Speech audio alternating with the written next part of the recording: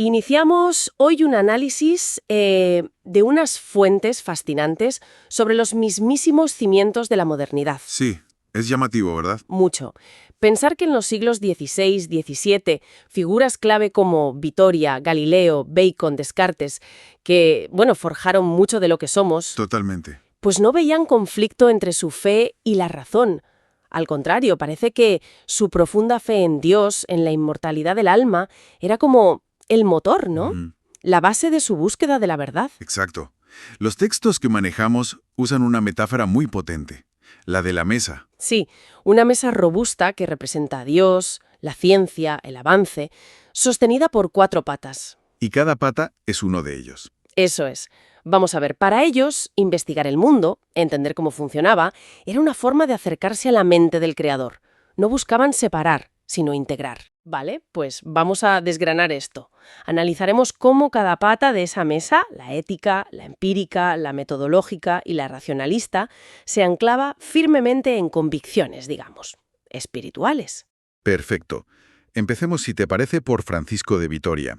El dominico, padre del derecho internacional. La pata ética y jurídica, entonces. ¿Cómo influyó su fe, concretamente? Allá en Salamanca. Pues fíjate, lo fascinante aquí es que Vitoria fundamentó todo el derecho internacional en lo que llamó derecho natural, Ajá. que para él no era otra cosa que un reflejo de la ley eterna de Dios, algo que la razón humana podía captar. O sea, accesible a todos. Exacto. Y desde ahí argumentó que todos los seres humanos, y esto es clave, incluidos los indígenas americanos recién descubiertos, Claro, un tema candente en su época. desde luego, pues argumentó que tenían derechos inherentes. ¿Por qué? Pues por ser creación divina, dotados de razón y alma inmortal. Su teoría de la guerra justa, por ejemplo, no era una carta blanca. No. Era un intento muy serio de aplicar una moralidad cristiana a los conflictos. Una llamada a la contención, a la justicia incluso en la guerra. Entendido. Una base ética y jurídica muy potente, anclada en lo divino, vale. Y si Vittoria es la pata ética, ¿qué hay de Galileo Galilei? A menudo se le presenta como, el choque entre ciencia y fe. Sí, esa es la imagen popular, pero no es tan sencilla.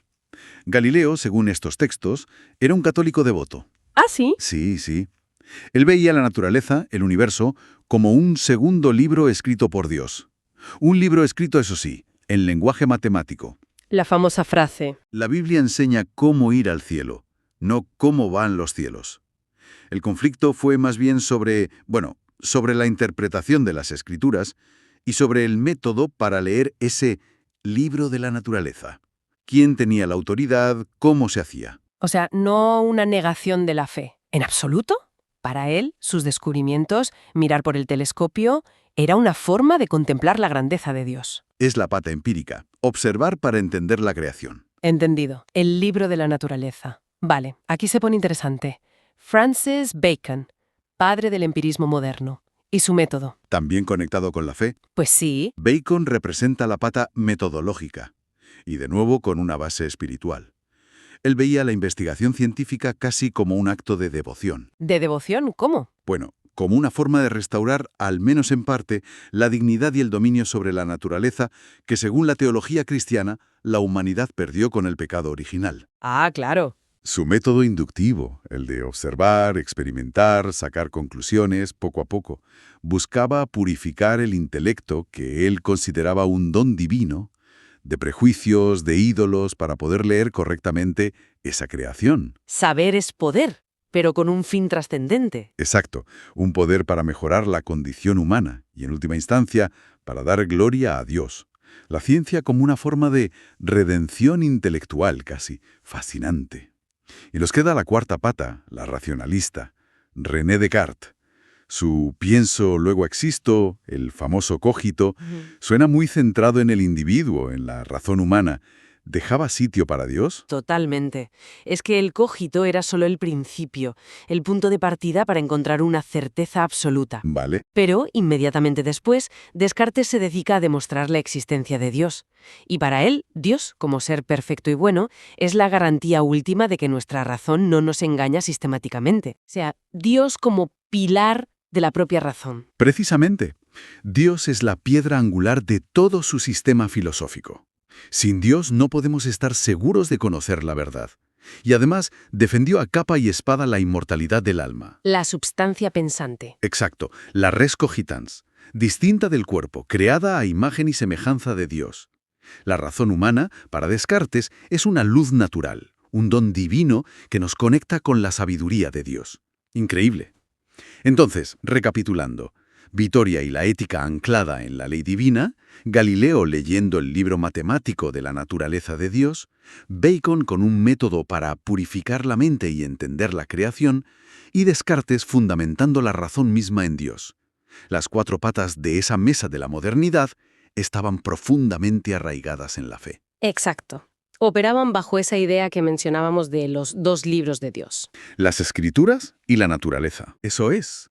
Las escrituras como guía moral y para la salvación. La naturaleza, cuyas leyes se descubren con la razón, la observación, la matemática, y como ambos libros tenían el mismo autor, pues no podían contradecirse realmente. Claro, tenían que ser coherentes. Buscar la verdad ya fuera en teología, en derecho, en física o en filosofía, era en el fondo una peregrinación hacia Dios. Y su legado, construido sobre esa convicción, es la base de mucho pensamiento actual. Newton mismo lo reconoció, ¿no? Lo de subirse a hombros de gigantes. Exacto. Se refería a ellos, a esta generación que integró fe y razón de una manera que hoy nos sorprende. Entonces, ¿qué nos llevamos de todo esto? Pues una visión muy distinta del origen de muchas ideas que hoy consideramos puramente seculares, ¿verdad? Sí, una visión integrada.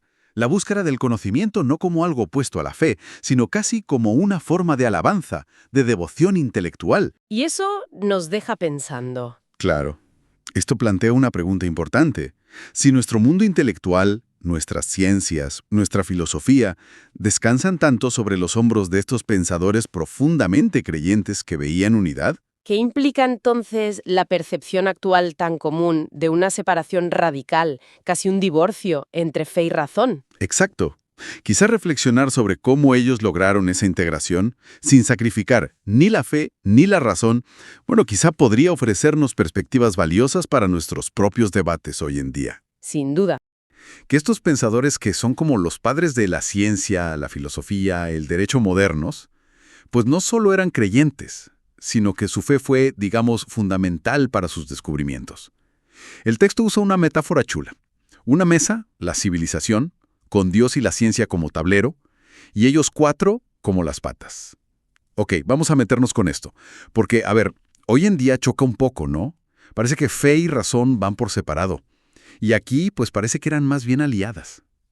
Empezamos por la primera pata. Francisco de Vitoria, el padre del derecho internacional, nada menos. Exacto. Vittoria era dominicano de la Universidad de Salamanca y para él el derecho no estaba separado de la moral o la teología. Imposible. El derecho internacional, lo que él llamaba derecho de gentes, lo basaba en la justicia divina. Ujú.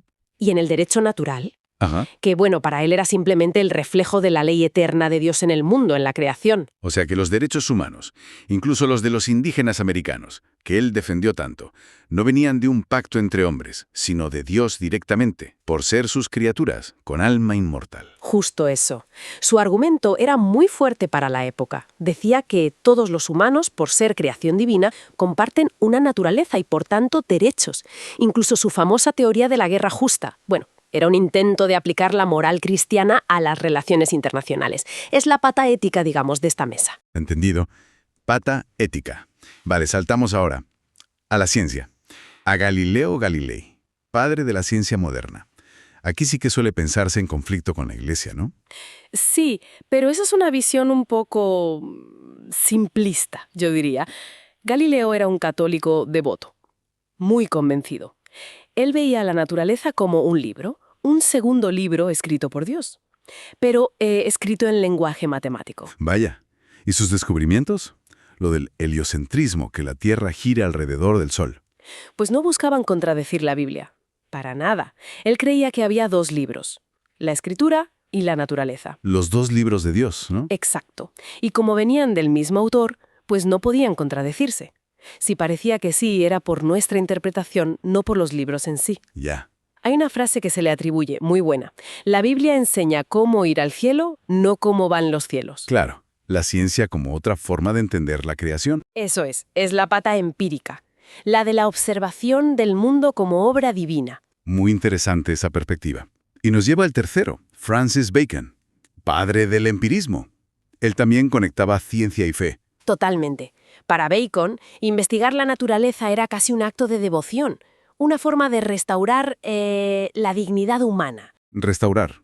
¿Perdida cómo? Perdida tras el pecado original, según su visión. Creía que debíamos recuperar el dominio sobre la naturaleza que Adán tuvo.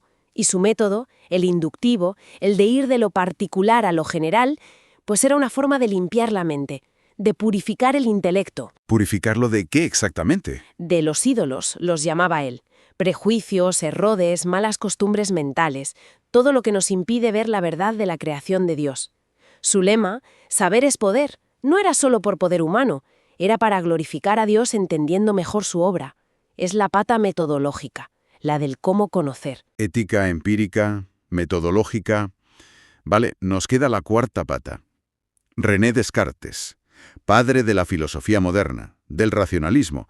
¿Y Dios dónde queda en su sistema de pura razón? Pues en el centro. Fíjate, su pienso luego existo, el famoso cogito, era solo el principio, el punto de partida para estar seguro de algo.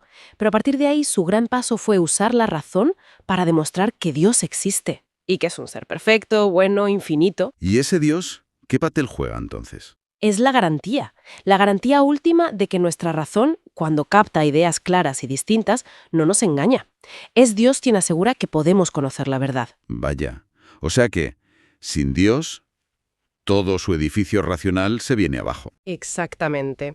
Dios es la piedra angular. Además, su famosa distinción entre alma y cuerpo, res cogitans y res extensa. Defendía la inmortalidad del alma, su naturaleza pensante y espiritual, frente a un mundo material que se empezaba a ver como una máquina. Es la pata racionalista, pero totalmente anclada en Dios. Lo fascinante de todo esto es ver ese hilo común, ¿no? Estos 4 gigantes, cada uno en su campo. Todos compartían la idea de los 2 libros de Dios. La Biblia, la revelación, por un lado, y la naturaleza, la creación, por otro. Y como venían del mismo autor, Pues no podían contradecirse. La verdad es una sola.